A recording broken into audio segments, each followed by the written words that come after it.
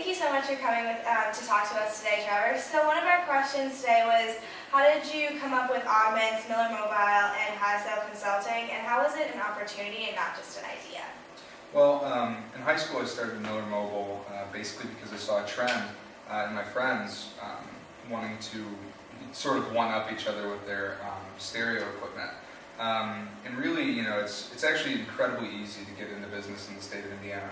All you have to do is register the name that you'll be doing business as in the county that you'll be doing business, and filing your taxes with your TID number at the end of the year. So as soon as I figured those things out, I started selling to friends and other kids in high school. And it was a moderate success, I mean, for as long as it lasted. And Augments was sort of a brainchild that we had after researching nootropic medicine, which is basically it's a very new and sort of emerging field in dietary supplements, where you try to enhance or increase neurological functioning of the brain. So we wanted to make a dietary supplement that was affordable and accessible. So we wanted to take something that is typically very hard to get and very expensive and make it such that people could get it over the counter. I mean, the real ethos behind the project is that there's such a high use of substance abuse on college campuses because kids are trying to get ahead. I'm sure you're familiar with people abusing Adderall and Ritalin. We wanted to see nootropics be a safe alternative to those things. And lastly, High Sale Consulting Group. I've been thankful enough to have the opportunity to use my extracurricular work work experience in political campaigning, both field and finance work, into a sort of lucrative side project, if you will, outside of my 9 to 5 that I don't have yet. Very cool. Thank you for sharing. So Trevor, with your ventures, what struggles have you incurred trying to make money? What successes have you had making money? And are there any things you do differently to turn profit or start up your businesses? Yeah, and I think one of the most common adages in entrepreneurship is it takes money to make money. If you want to talk about roadblocks in the entrepreneurial process, it's almost always money. Right now, the reason we haven't fully pursued Augments and seen it on shelves is because we're in a funding gap. To have our product tested in a lab to get an FDA-approved label, it's a couple $1,000s. To get test market space in a gas station or in a convenience store. Alright, so you talked about subwoofers, supplements, and consulting firm, but you studied philosophy. You've created movies and pursued a diverse amount of projects and products. But if you were to put all your time and effort into one project, what are you passionate about and what would you want to pursue with that? If I had all the time in the world, I would like to fundraise professionally for not-for-profits. I think that there's a wealth of charities out there that need more attention than they get and more money than they receive. Frankly, I'm a member of a collegiate and professional fraternity that does charitable giving to a number of different places. I mean, in the Freemasons, they give money to the Shriners Children's Hospitals, and it's. I don't think that I think people take for granted the fact that there are institutions in place that give free care, medical care, to children. Yeah. And that all comes at a very heavy weight. The money's out there, the good intentions are out there. As you know, the wealthy are the largest contributors to charity, mostly because they have the means to do so. But it takes a special kind of person to devote their time to outreach and to information. Go. All right, Trevor, thank you so much for the great insight on your passion and your personal interests. I'd like to ask you a little bit about, throughout your experiences in various entrepreneurial ventures that you've taken part in, what are some challenges that you could maybe tell us about, something you learned that we could learn if being an entrepreneur is something we choose to do in the future? Yeah, I think the most important thing is to understand the parameters under which you're doing business. For instance, in all three instances that I've been doing business extracurricularly, I've been doing it as a sole proprietorship, which means that in the event that there is like legal implications that are ever done or taken against me, I would be on the hook for it, almost no, absolutely. If you have an LLC, you've got a little bit more protection, and if you've got a corporation, you've got almost infinite protection. But you really got to scale what kind of business you're doing with the type of legal entity you take on.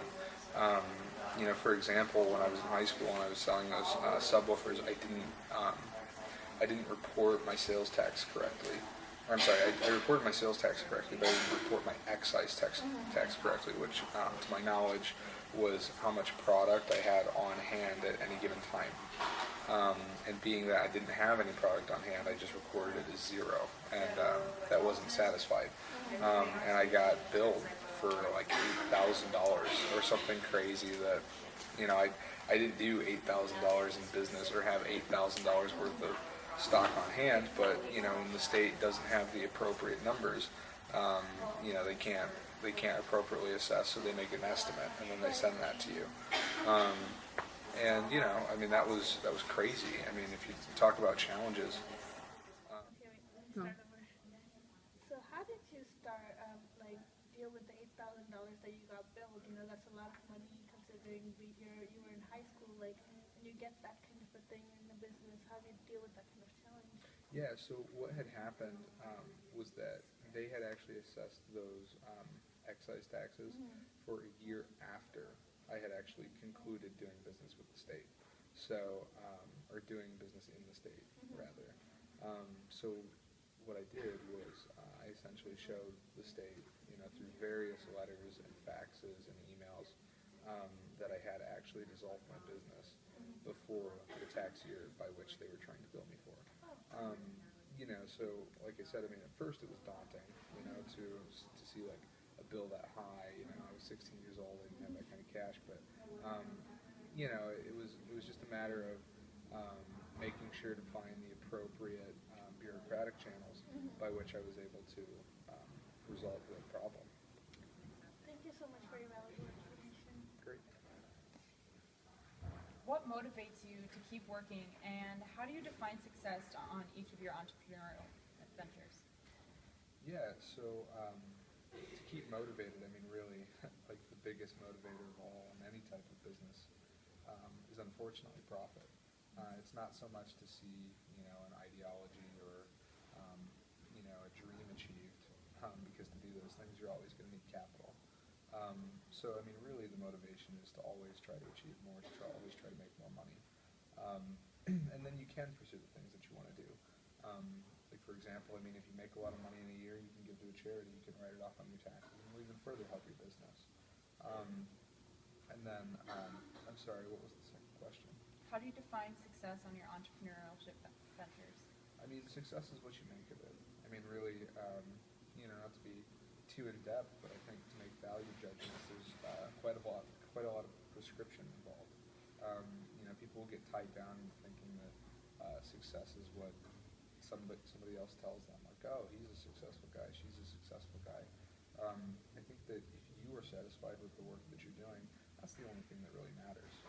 And to say, like, what is success in entrepreneurship? In the very etymology of the word entrepreneur, it's French for risk taker. So I suppose if you've taken any kind of risk, you've been successful. That's very good. Thank you very much for your time. Hi. Now you're really young and you've already had your hands in a lot of different entrepreneurial experiences. Now what attracts you to entrepreneurial ventures more so than like a traditional job? Well, I think it would be untrue to say that I wasn't looking for a 9-to-5 traditional job, because I am. Frankly, I think that there's a bad stereotype against the moonlighting entrepreneur, somebody who takes their time outside of work to go ahead and pursue things that they love. And that isn't to say that I choose one or the other. I'd say that it's a matter of giving both each their equal attention. Now, had I been the heir to a trust fund, or had I won the lottery, absolutely, I would try to take my entrepreneurial pursuits into a full-time job and do what I love full-time. But I think that really doing what you love is a matter of perspective. So long as you enjoy what you're doing inside and outside of work, you should be happy. Do you think then that you will continue to try to start companies and go on these new ventures throughout your whole life, or do you think there's going to be a stopping point? Absolutely. I think that I'm going to pursue entrepreneurial ventures until my ideation of success has been achieved.